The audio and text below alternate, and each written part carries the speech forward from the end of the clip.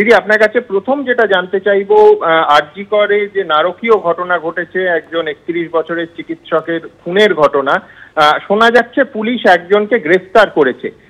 এখনো পর্যন্ত পুলিশ কি ঘটনার কিনারা করতে পেরেছে? কোনো ব্রেক থ্রু হয়েছে? মৃত্যুটা খুবই অমানবিক, নক্কারজনক, নৃশংস এবং সত্যি আমার মনে হচ্ছে আমার পরিবারের কেউ হারিয়ে গেছে। এই ধরনের ঘটনাকে আমরা কখনোই সমর্থন করতে পারি না এবং সেক্ষেত্রে জুনিয়র ডাক্তাররা যে ক্ষোভ দেখাচ্ছেন সেই ক্ষোভ সঙ্গত বলে আমি মনে করি। এর মধ্যে কোনো অস্বাভাবিকতা কিছু নেই। তারা যে ডিমান্ডগুলো করছে প্রত্যেকটা ডিমান্ডের সাথে আমি একমত। তারা যা ডিমান্ড কালকে পর্যন্ত করেছিলেন প্রত্যেকটা পুলিশ কিন্তু মেনে নিয়েছেন। আমি যেটা বলতে চাই সেটা হচ্ছে, কালকে আমি ঝাড়গ্রামে ছিলাম এবং আমি আস্তে আস্তে রাস্তায় খবর রাখছিলাম এবং আমি বাবা মার সাথেও কথা বলেছি।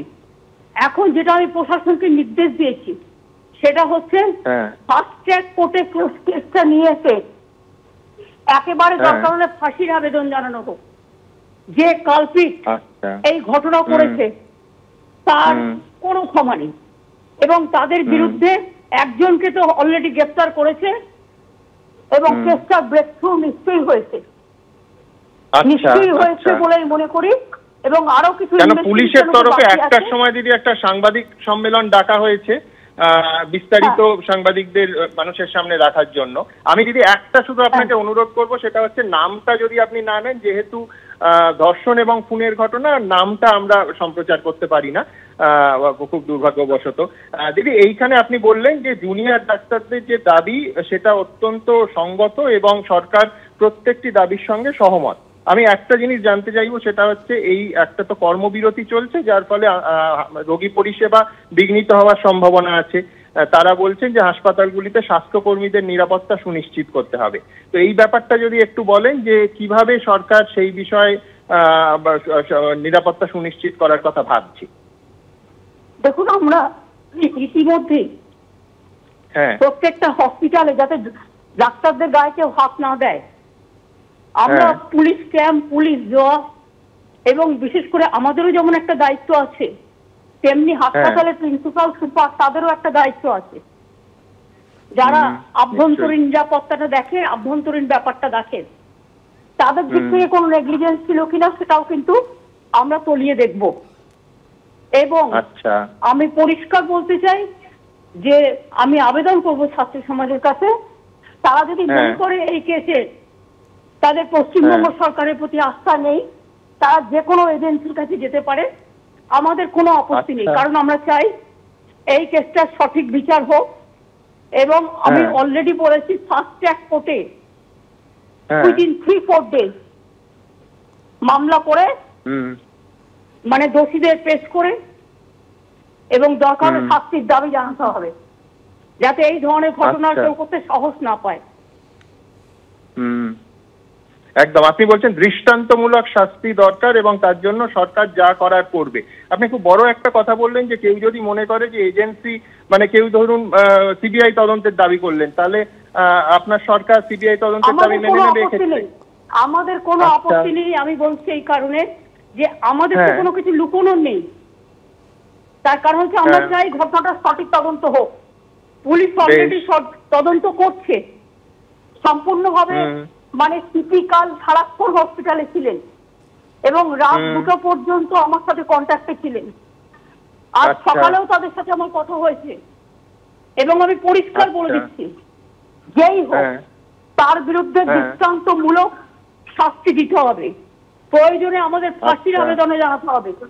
যদিও আমি ফাঁসির পক্ষে নই, কিন্তু কিছু কিছু কেস আছে যেখানে এদের শিক্ষা দেওয়ার জন্য, যাতে ফার্দার কেউ এই ধরনের ঘটনা করতে না পারে, তার জন্য এই ধরনের দৃষ্টান্তমূলক শাস্তি দেওয়ার প্রয়োজন আছে। এবং সেই জন্য বলেছি কেসটাকে ফাস্ট ট্র্যাক কোর্টে নিয়ে যেত। কারণ আমার মনে হচ্ছে বালুরঘাটের একটা কেস আমরা 3 দিনে করেছিলাম।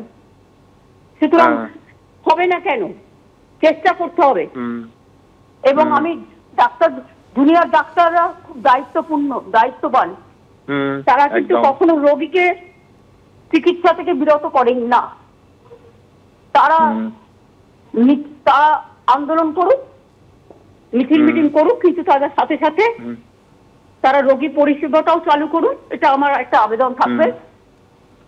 আর স্বাস্থ্য ডিপার্টমেন্টের প্রিন্সিপাল সেক্রেটারিকেও কালকে আমি হসপিটালে পাঠিয়েছিলাম দেখে আসার জন্য, এবং তাকেও আমি বলেছি যে দেখো কোনো ফাঁকফোকর আছে কিনা দেখো।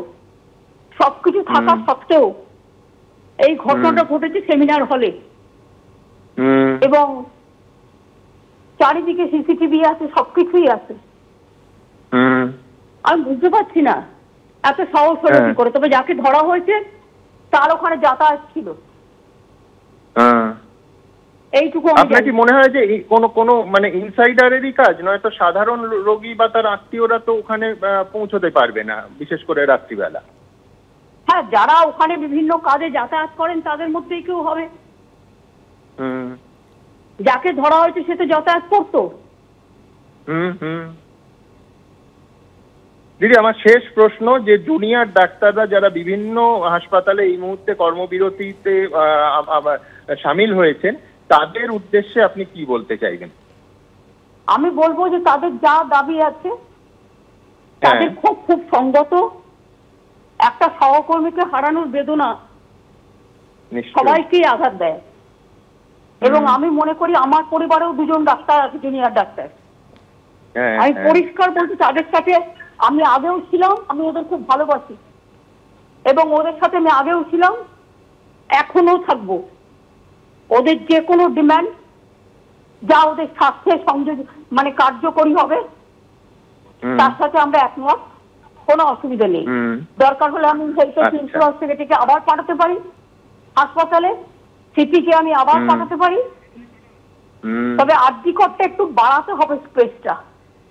আমরা চেষ্টা করছি, ওখানে একটা জায়গা আছে, ওই ট্রাম ডিপো ছিল আগে, এখন তো ট্রাম ওখানে চলে না, ফলে ওই জায়গাটা যদি আরজিকরকে কোনো মতো দেয়া যায় তাহলে ওদের একটা বিল্ডিং আর একটা হতে পারে, এবং সেখানে স্পেসটা একটু বাড়তে পারে, সুযোগ আছে।